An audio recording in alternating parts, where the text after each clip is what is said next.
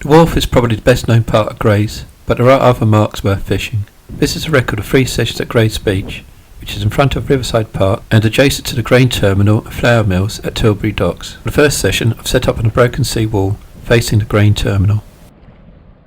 My preferred rigs for fishing this part of Thames Estuary are boom rigs, so I've set up both short wire and long wire versions baited with lugworm and ragworm on the upper booms.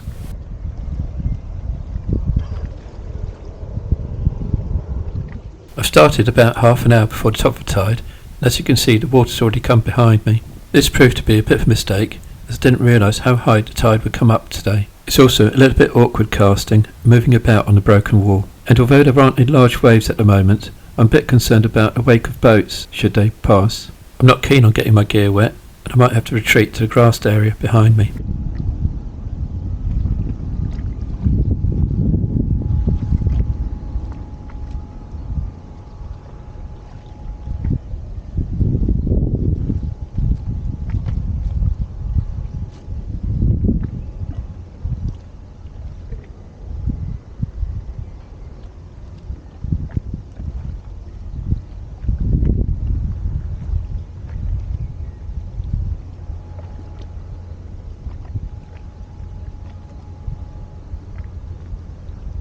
As I settle down, waiting for my first bite, I run through the locational details.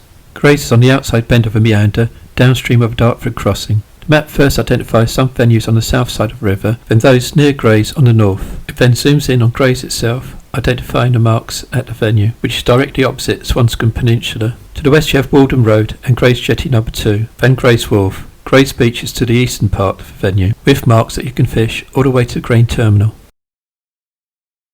Zooming in on the area, Thurrock Yacht Club is to the west, the flour mills are to the east, and Riverside Park is directly behind. There is a large car park at the waterfront, but at the time of making this video, half of it was used as a virus testing centre, so I've had to park in a side road north of Riverside Park and walk through that.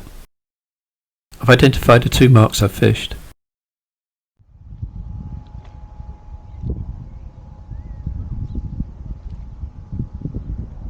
As the tide's still coming in, there isn't much of a tidal pull, and I've cast about 3/4 of the way over to those boats. There doesn't appear to be any snags, and it's quite straightforward in order to drag your baits. I like to do this quite often in order to try and induce a bite when there isn't much happening.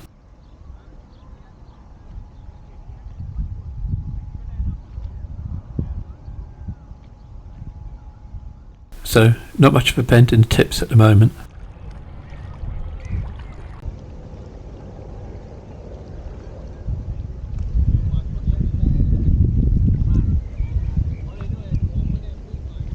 I'm getting a little bit concerned about the height of the water now, and I'm preparing my gear just in case I need to move.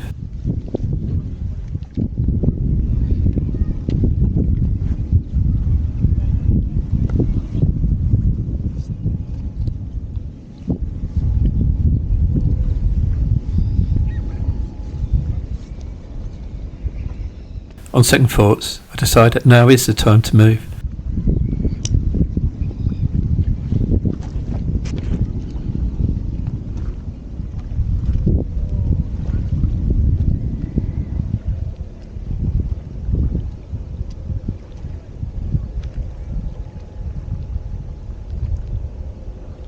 I now realise that I should really have set up on the grass and not on a broken sea wall.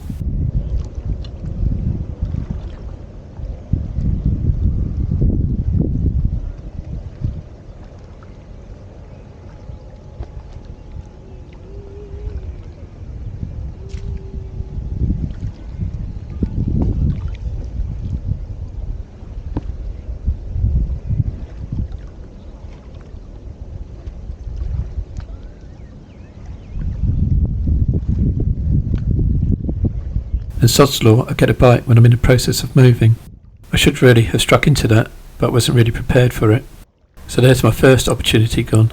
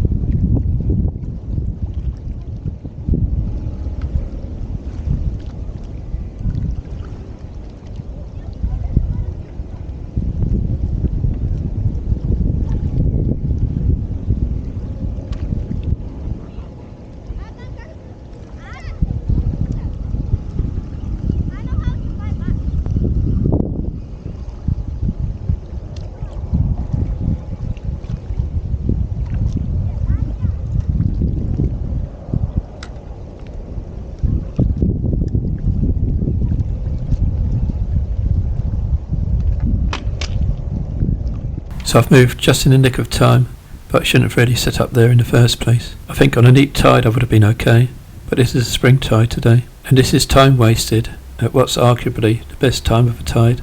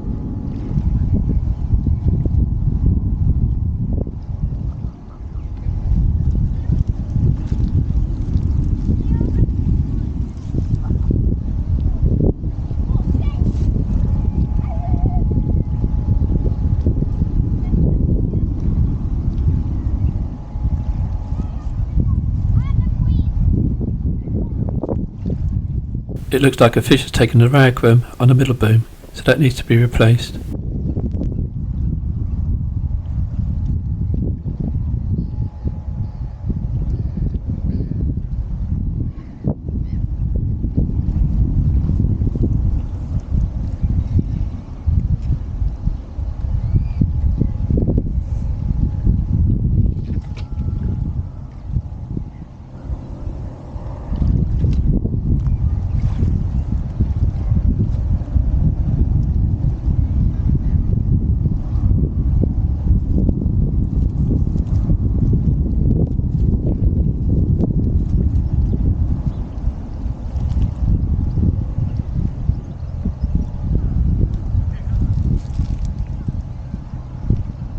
Right at the top of the tide, I get my second bite, and I feel that I've got a fish on.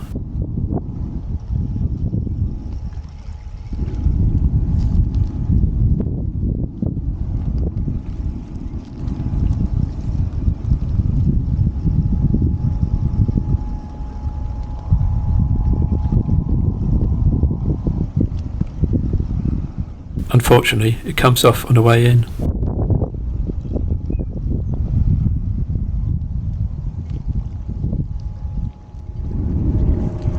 And the same thing happens again. Another bite, another fish on, another fish that's come off. This is turning into a pretty frustrating day. I end up with 5 missed bites, 2 lost fish, but eventually something does stay on and I get a consolation flounder for my efforts.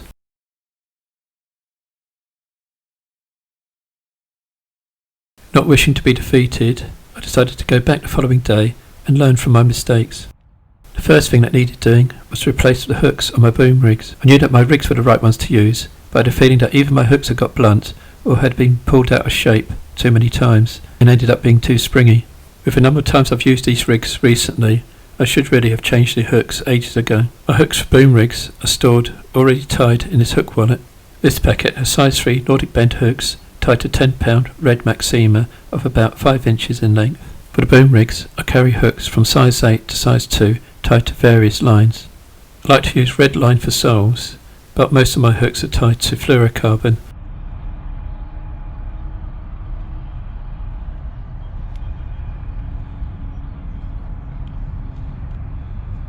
I have a loop at the end of the line, so I just push that through the loop at the end of the boom, then put my hook through that loop in the line and pull tight.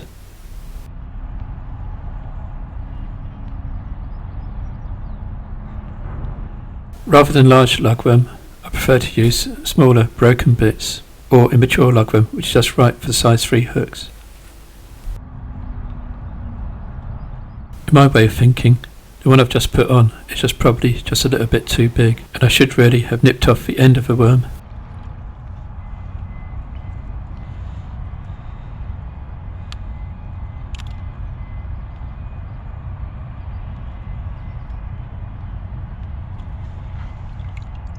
Here I'm just putting on the tail of a lugworm. This is quite often what I think that the soles prefer. So when I go bait digging, I don't discard the broken bits of worms, since I find them particularly useful for flatfish.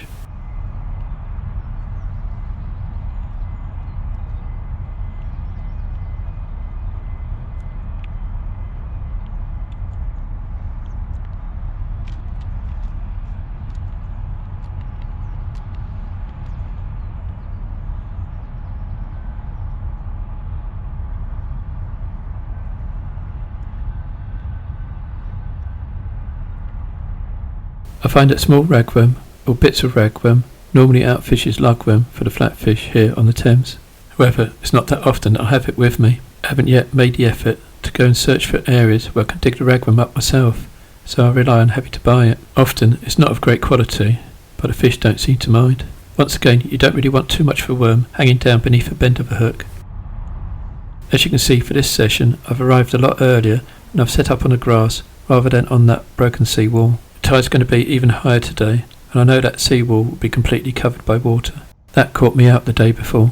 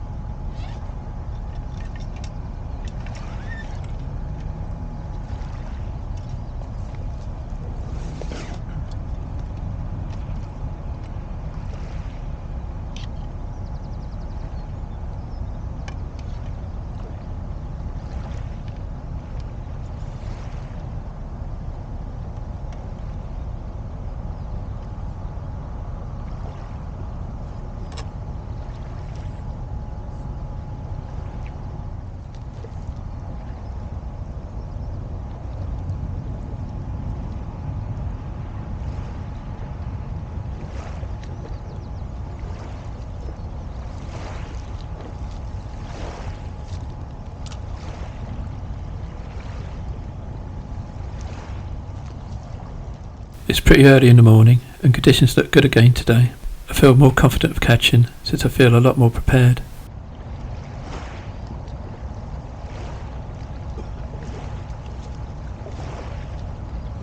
I don't really think I'm losing any distance in casting since I'm walking up to the wall to cast, and it's a lot more comfortable to cast from here than standing precariously on that wall.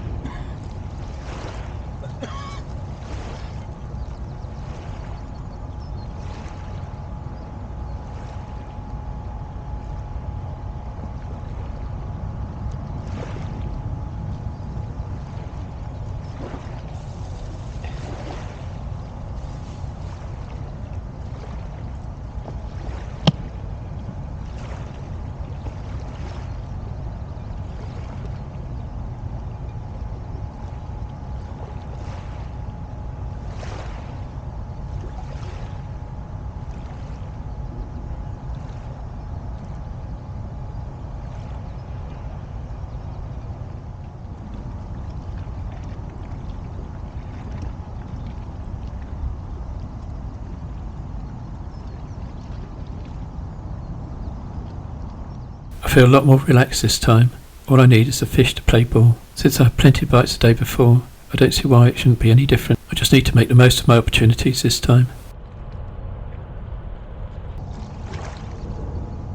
And there's my first bite, and I think it's a fish on.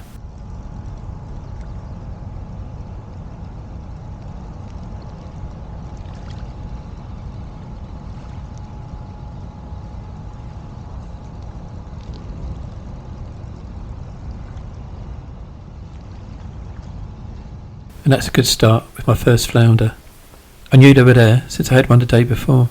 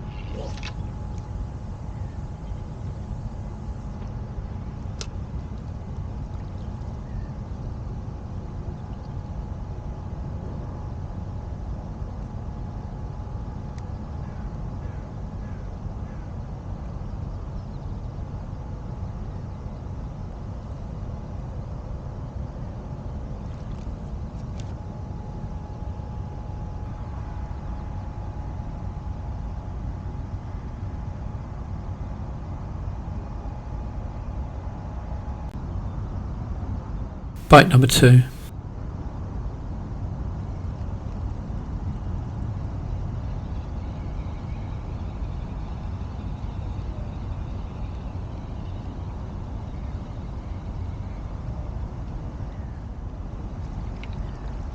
And it's flounder number 2.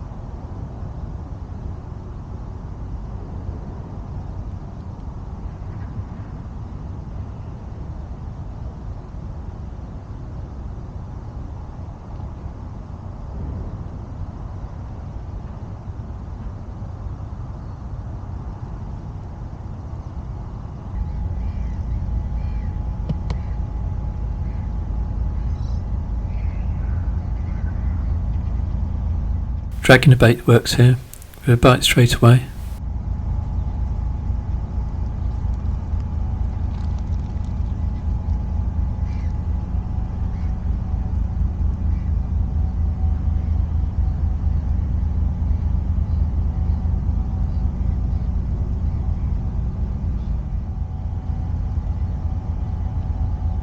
And it's flounder number 3, so this is turning into a much better session than the day before.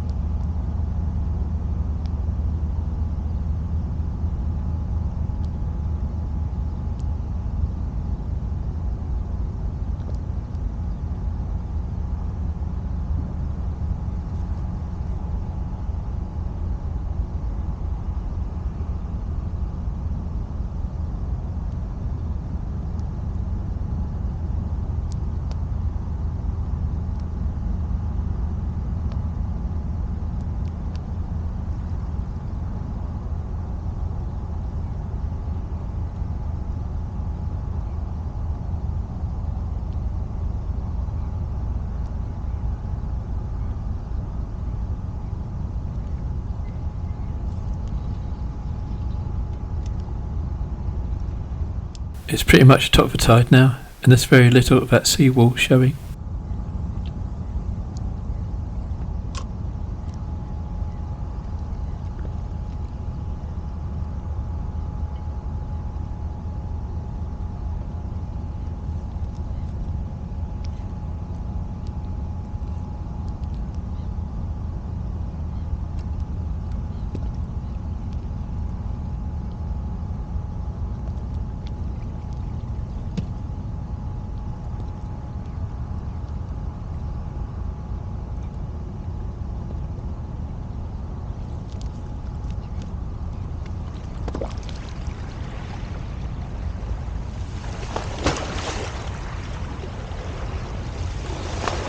And it didn't take long for the next bite.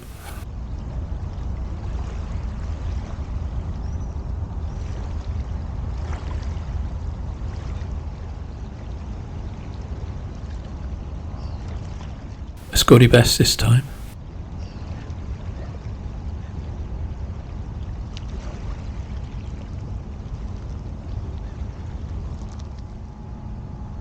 The tide has turned and it's now starting to ebb.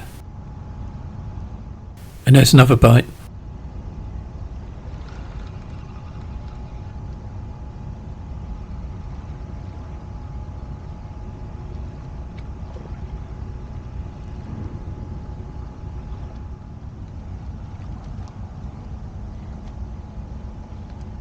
A double shot this time, with a pouting on the top boom and a whiting on the bottom one.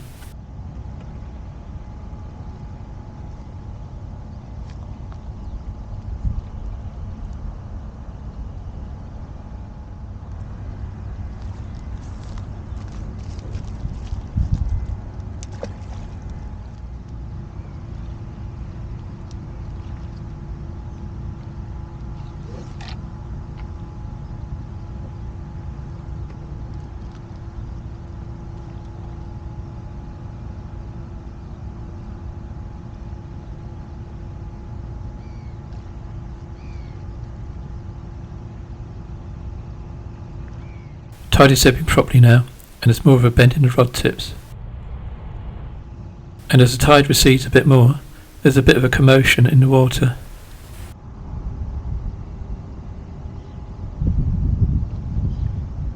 Is this a giant fish?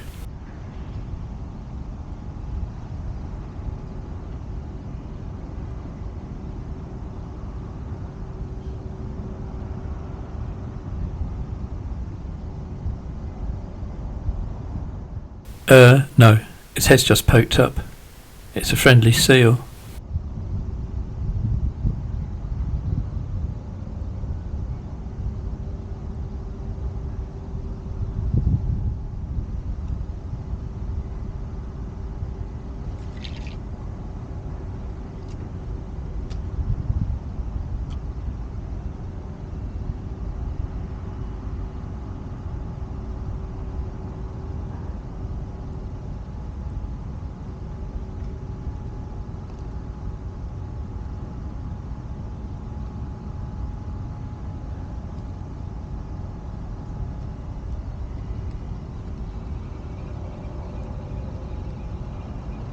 I fished another hour down before I called it a day, but with 4 flounders and 3 other fish, I was quite pleased with that session.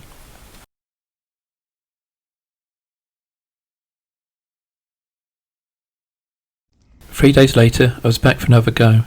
With all those flounders about, I thought it was worth another try. It's only a matter of time before the soles turn up. I've been catching them on the Kent side of the estuary, but I haven't caught them on the Essex side just yet. GRAYS Wharf is still a better bet for them, but I know they turn up here as well. This time, I've set up a little bit further towards the sailing club. Having learnt from my mistakes before, I've set up on the grass again and not on the wall.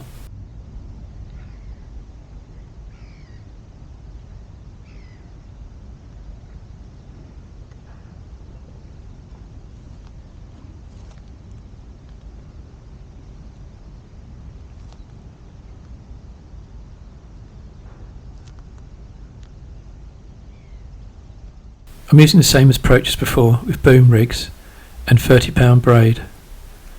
I could have used 20-pound braid and got a little bit more distance, since there doesn't appear to be many snags about. However, when the tide is ebbing, it does bring down quite a lot of weed with it, and that can be a problem with 20-pound braid if too much of it gets onto your line.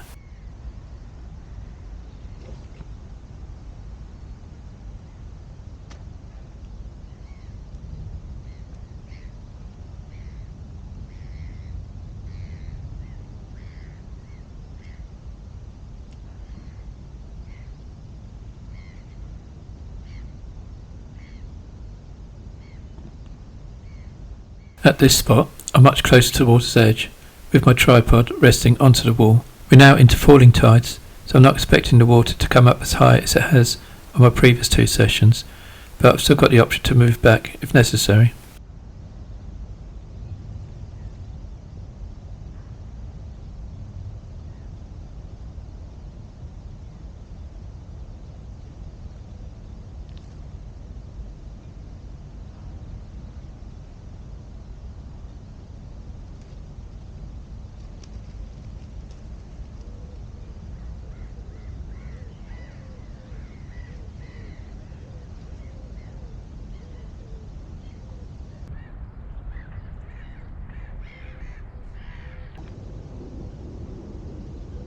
As I'm waiting for the tide to come up, I'm baiting up a 3-hook sole rig. This has short snuds and no wire boom, and it gives me another option in terms of presentation. However, I seem to be more successful at using these in the open sea than I do in estuaries.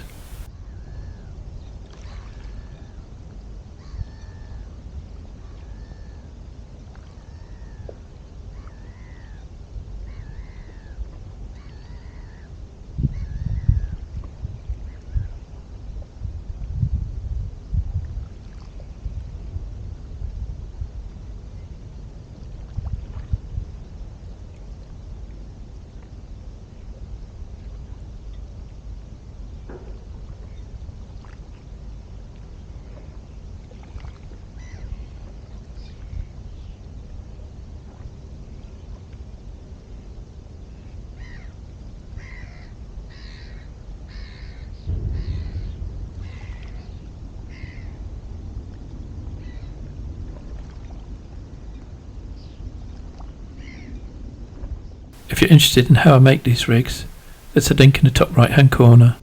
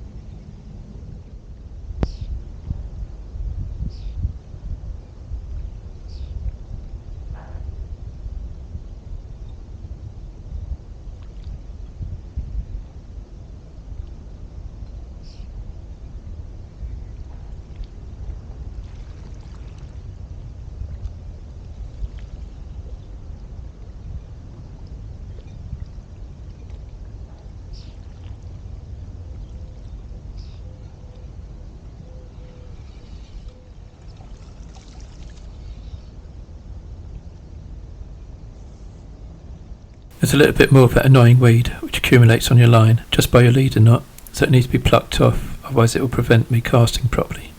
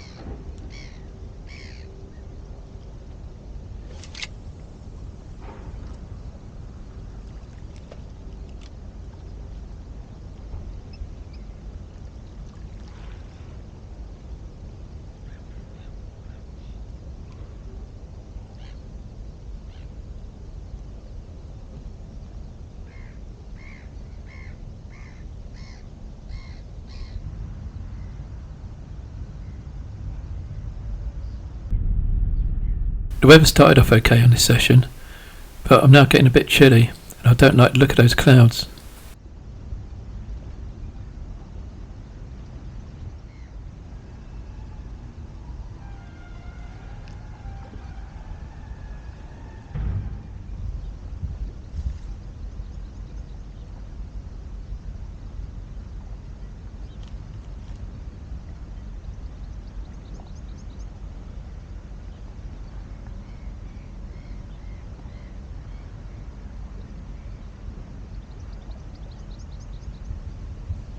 I'm now starting to prepare for rain.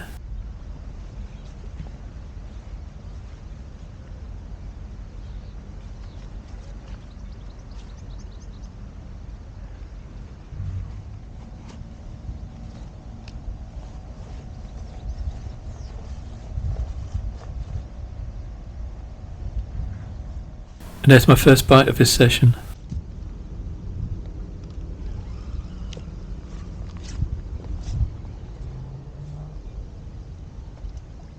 Just as before, the first fish is a flounder.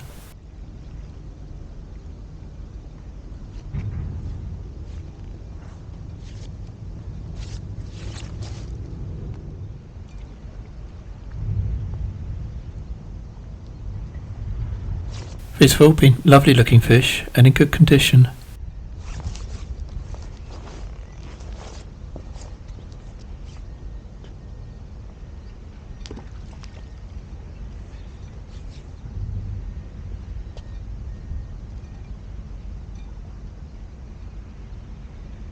Time to try the sole rig.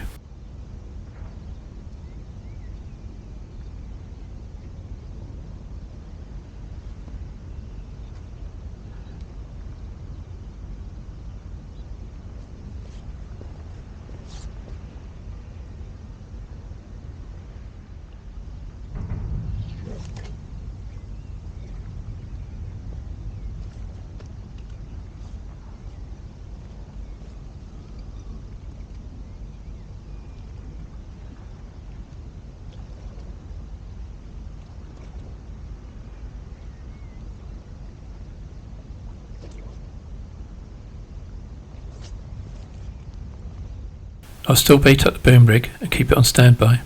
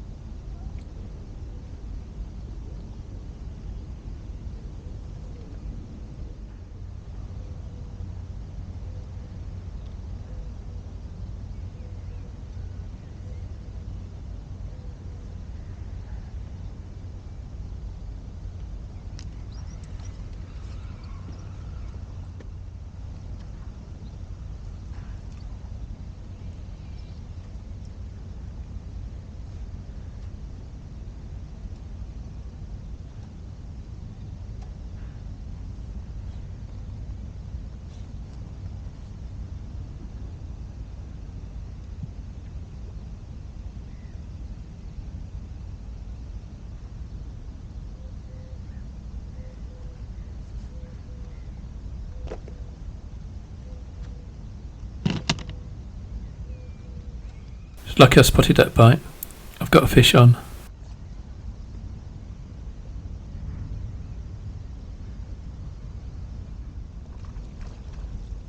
It's not a flounder, but a pouting this time. It's taken a ragworm on the top snood of a sole rig.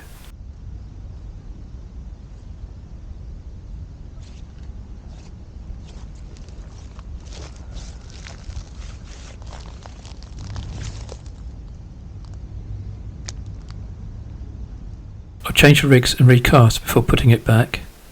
I need to make sure that I've got baits in the water for as long as possible, and I still need to bait up the rig on my other rod.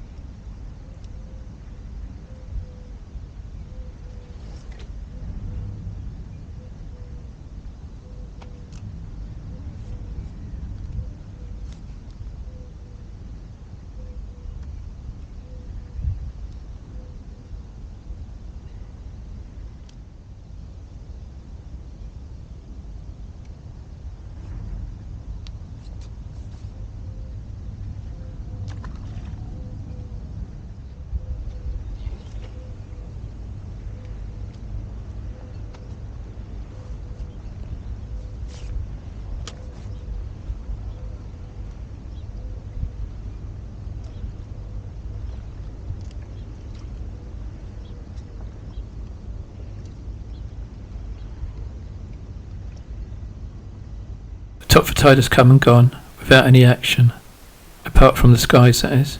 It's chucking it down now, making filming rather difficult. However, I get a bite and I feel the fish on.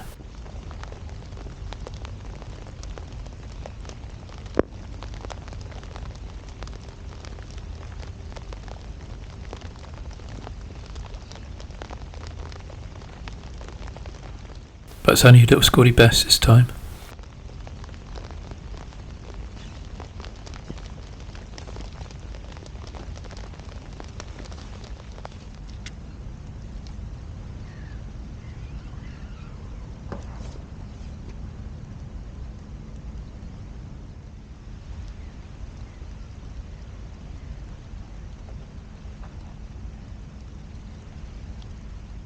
Next bite, and it's an eel. I was wondering if they were going to make an appearance.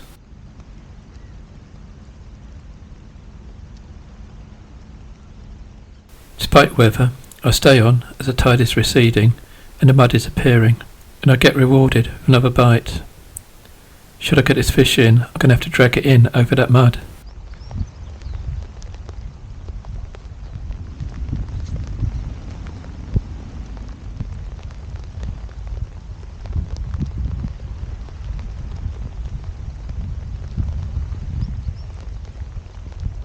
Well, it's not a song, but I'm still happy that it's a flatfish, and it's my second and last flounder, though returning it is going to be a bit of a problem.